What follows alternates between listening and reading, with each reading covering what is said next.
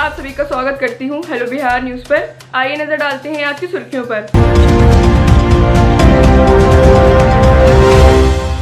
बिहार में कोरोना के आंकड़े, कुल मामले 33,926, कुल ठीक हो चुके 22,832, कुल मौतें 233, सक्रिय मामले 10,861।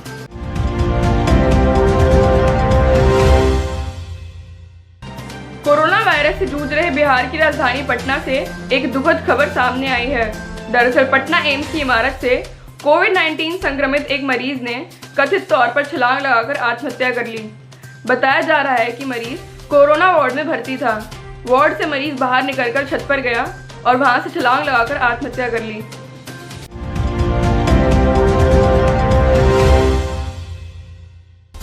कोरोना को लेकर बिहार में एक और कारनामा सामने आया है। अररिया के फॉरबिसगंज में आइसोलेशन सेंटर में रखे गए एक युवक का आरोप है कि बगैर जांच के ही उसे कोरोना पॉजिटिव करार दे दिया गया है। जब युवक की बात अधिकारियों ने नहीं सुनी, तब उन्होंने सोशल मीडिया में एक वीडियो वायरल कर अपनी बात रखी है।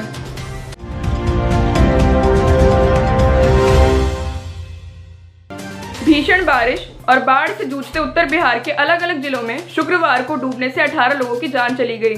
सिर्फ मुजफ्फरपुर में ही डूबने से 9 लोगों की मौत हो गई। इनमें 4 बच्चे भी शामिल हैं। 8 के शव बरामद कर लिए गए हैं। एक युवक की तलाश जारी है। मीनापुर में 3 की डूबने से मौत हुई है। मोतिहारी में 4 लोगों और मधुबनी में 3 बच्चियों की डूबने से मौत हो गई। वहीं दरभंगा व सीतामढ़ी में एक महिला की डूबने से जान चली गई। नेपाल ने गंडक नदी में 4,36,000 घनसेक पानी छोड़ा तो सारण और चंपारण तटबंध 3 जगह टूट गए। इसके अलावा कई जगहों पर पानी बांध के ऊपर से बहने लगा। गोपालगंज जिले में मांझागढ़ में सारण तटबंध 2 स्थानों पर ध्वस्त हो गया। इससे 34 गांव जलमग्न हो गए।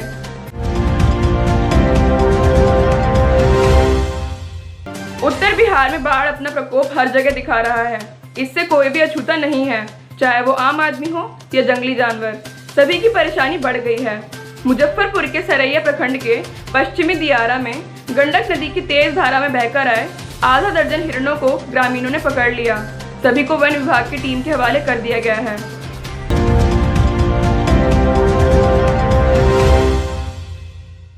उत्तर बिहार में बाढ़ रौद्र रूप दिखाने लगी है।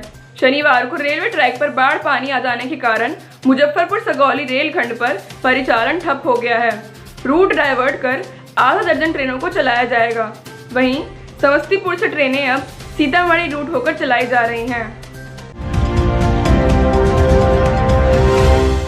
बाढ़ की गंभीर स्थिति को देखते हुए राज्य सरकार ने शनिवार को गोपालगंज और दरभंगा जिले के 6 स्थानों पर हेलीकॉप्टर से फूड पैकेट गिराए। गोपालगंज और पूर्वी चंपारण के गंडक नदी में कटाव वाले स्थानों की निगरानी की जा रही है। बिहार में अगले 2-3 दिन भारी वर्षा की आशंका जताई गई है। इसको लेकर सभी जिलों को अलर्ट कर दिया गया है।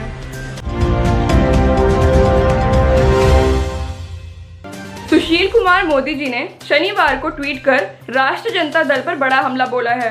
उप मुख्यमंत्री सुशील कुमार मोदी जी ने अपने ट्वीट में कहा है कि राजद के सजा याफ्ता सुप्रीमो लालू प्रसाद जी इस महामारी के समय भी संजीदा नहीं है। वह कोरोना संक्रमण रोकने के लिए बनाए गए कंटेनमेंट जोन को एंटरटेनमेंट जोन बताकर आपदाग्रस्त बिहार वासियों का मजाक उड़ा रहे हैं।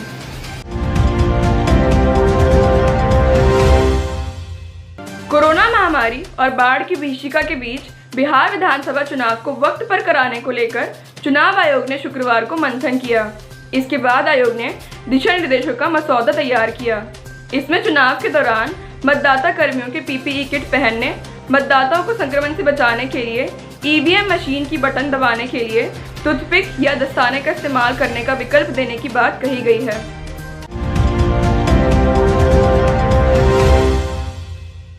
नेता प्रतिपक्ष तेजस्वी यादव जी ने अपने ट्वीट में लिखा है कि माननीय मुख्यमंत्री जी से हाथ जोड़कर ससम्मान विनम्र विनती है कि कृपया कोरोना और बाढ़ जैसे गंभीर परिदृश्य में अदृश्य न हो।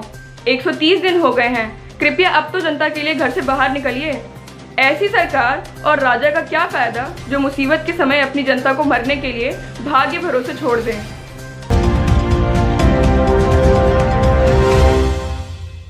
इस वर्ष संभावित विधानसभा चुनाव के पहले बिहार कांग्रेस में बड़ी उलटफेर हो सकती है।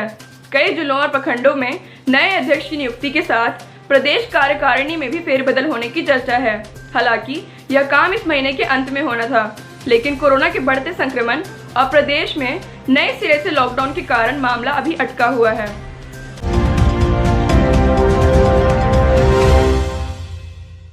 बीते कुछ महीनों से भारत व नेपाल के बीच सीमा पर तनाव बढ़ा हुआ है। बिहार में नेपाल सीमा पर हाल के दिनों में तनाव की कई घटनाएं हो चुकी है। ताज़ा मामला पूर्वी चंपारण के घोड़ासहन थाना क्षेत्र में खरसलवा के पास का है, जहां नेपाल पुलिस ने एक महिला और उसके बच्चे को बंधक बनाकर पीटा। फिर विवाद बढ़ा तो हवाई फायरिंग कर दहशत फैला दी। इसके बाद सीमा पर तनाव बढ़ गया है।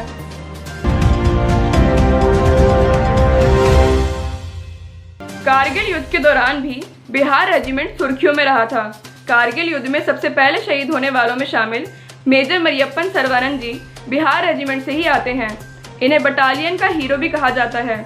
जब सेना को बटालियन में दुश्मन की हरकत की जानकारी मिली तो मेजर मरियप्पन जी को आगे की जानकारी के लिए भेजा गया। उन्होंने अकेले ही 2 बंकरों को नष्ट कर दिया।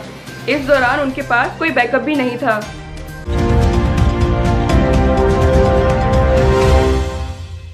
पटना हाई कोर्ट ने राज्य में 90,000 से अधिक प्राइमरी और 30,000 सेकेंडरी शिक्षकों की नियुक्ति पर फिलहाल रोक लगा दी है। मुख्य न्यायाधीश संजय करोल जी और एस कुमार जी की खंडपीठ ने नेशनल फेडरेशन ऑफ ब्लाइंड की बिहार की शाखा की जनहित याचिका पर सुनवाई करते हुए राज्य सरकार से इस मामले में जवाब देने को भी कहा है। इसी के साथ मैं आस्था झा आप सभी से विदा लेती हूँ। कल फिर मुलाकात होगी कुछ नई खबरों के साथ।